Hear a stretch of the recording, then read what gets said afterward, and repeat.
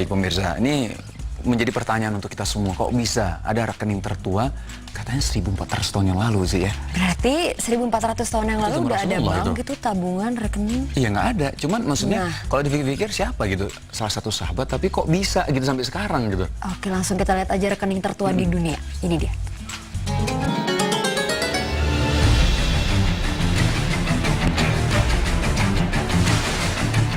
Rekening tertua di dunia.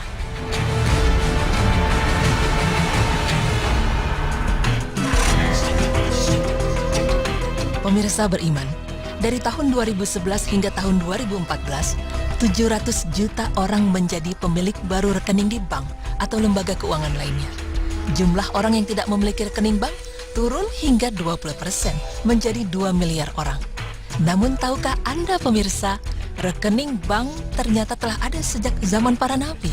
Hal ini dibuktikan dengan adanya satu bank di Saudi Arabia yang sampai saat ini menyimpan rekening atas nama sahabat Rasulullah Sallallahu Alaihi Wasallam, yaitu Utsman bin Affan radhiyallahu anhu. Bukan hanya rekening, bahkan terdapat juga hotel yang beratasnamakan rekening tersebut, yang tak lain yaitu dengan nama Utsman bin Affan. Lalu, siapakah yang memegang rekening tersebut? Dan apakah yang melatar belakangi dibangunnya hotel tersebut?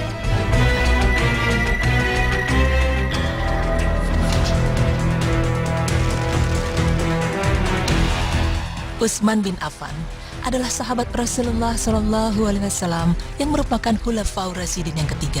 Diriwayatkan oleh Imam Muslim bahwa Aisyah bertanya kepada Rasulullah Shallallahu Alaihi Wasallam, Abu Bakar masuk tapi engkau biasa saja dan tidak memberi perhatian khusus. Lalu Umar masuk, engkau pun biasa saja dan tidak memberi perhatian khusus. Akan tetapi ketika Utsman masuk, engkau terus duduk dan membetulkan pakaian. Mengapa? Rasulullah menjawab, apakah aku tidak malu terhadap orang yang malaikat saja malu kepadanya? Utsman adalah seorang yang saudagar yang kaya tetapi dermawan. Beliau adalah seorang pedagang kain yang kaya raya. Kekayaan ini beliau belanjakan guna mendapatkan keridhaan Allah, yaitu untuk pembangunan umat dan ketinggian Islam. Beliau memiliki kekayaan ternak lebih banyak daripada orang Arab lainnya. Lalu kapan Utsman bin Affan mulai memiliki rekening?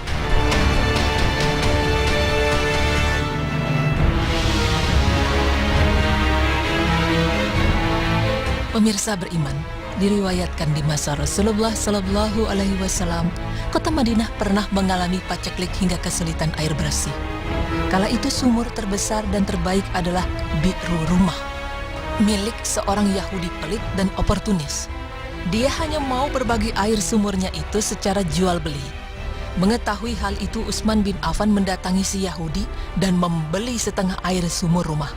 Utsman lalu mewakafkannya untuk keperluan kaum muslimin. Dengan semakin bertambahnya penduduk muslim, kebutuhan air jernih pun semakin meningkat. Oleh karena itu, Utsman pun akhirnya membeli sisa air sumur rumah dengan harga keseluruhan 20.000 dirham. Tetapi Utsman pun mewakafkannya kembali untuk kaum muslimin.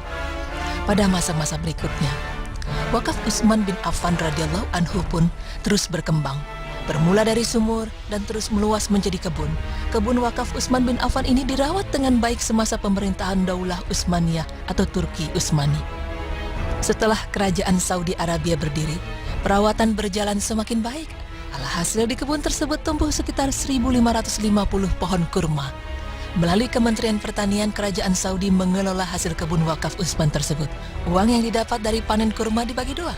Setengahnya dibagikan kepada anak-anak yatim dan fakir miskin, sedang separuhnya lagi disimpan di sebuah bank dengan rekening atas nama Utsman bin Affan. Rekening atas nama Utsman tersebut dipegang oleh Kementerian Wakaf.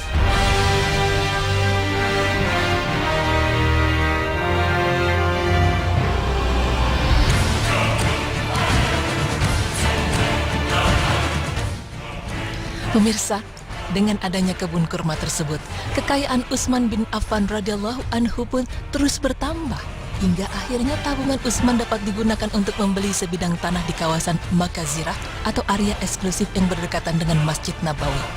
Di atas tanah tersebut, kini telah dibangun sebuah hotel berbintang 5 yang juga masih dari rekening Utsman. Pembangunan hotel tersebut kini sudah masuk tahap akhir. Rencananya, Hotel Utsman bin Affan tersebut akan disewakan kepada sebuah perusahaan pengelola hotel ternama. Uniknya lagi, tanah yang digunakan untuk membangun hotel tersebut tercatat pada Dinas Tata Kota Madinah atas nama Utsman bin Affan.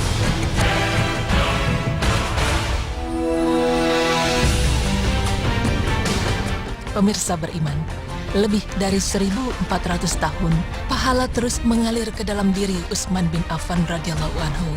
Walaupun beliau sudah meninggal, beliau mempunyai banyak orang yang menyayanginya. Untuk itu diadakannya rekening yang mengatasnamakan Utsman bin Affan dan menjalankan sebuah transaksi yang sesuai syariat dan tentunya menambah pundi-pundi kebaikan Utsman. Sungguh luar biasa kebijakan yang diambil para Kementerian Wakaf Saudi. Betapa disiplinnya pihak pengelola wakaf pemerintah Arab Saudi dengan tidak merubah wakaf seseorang meskipun pewakaf sudah meninggal ribuan tahun sebelumnya. Bahkan hasil dari tanah wakaf tersebut pun tetap digunakan sesuai peruntukannya dan tetap atas nama pewakaf.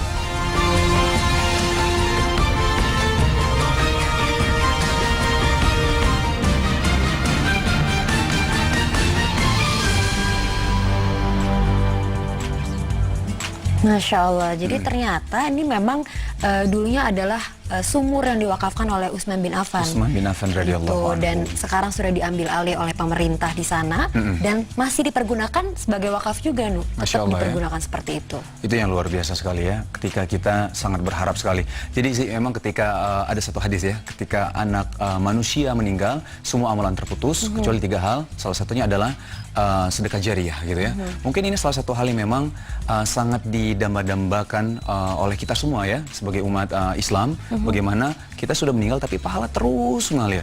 Dan ini yang dialami oleh Utsman bin Affan radhiyallahu anhu. Bayangin sih ya, sampai sekarang waktu di zamannya Utsman bin Affan, terus waktu di zamannya kekhilafan kekhilafan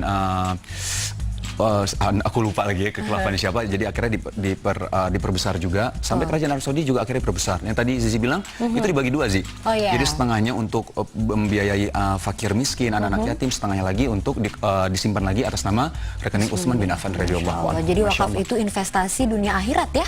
Iya. Oke. Setelah ini kita akan kembali, jadi jangan kemana-mana, tetap di Berita Islami Masa Kini.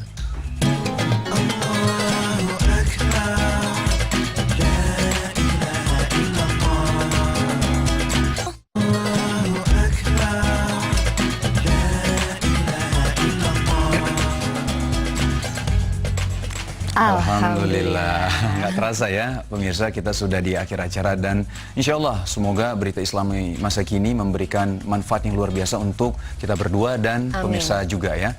Tadi kita juga ada beberapa pembahasan ya sih ya. Tadi kita udah bahas tentang KB, jadi KB, memang ya. Setahu aku nih sempat dengar kalau ASI itu juga salah satu KB yang alami. Iya, KB alami juga gitu. Selain tadi kalender ya, KB kalender. Ini agak susah sih ya karena waktunya harus teliti banget.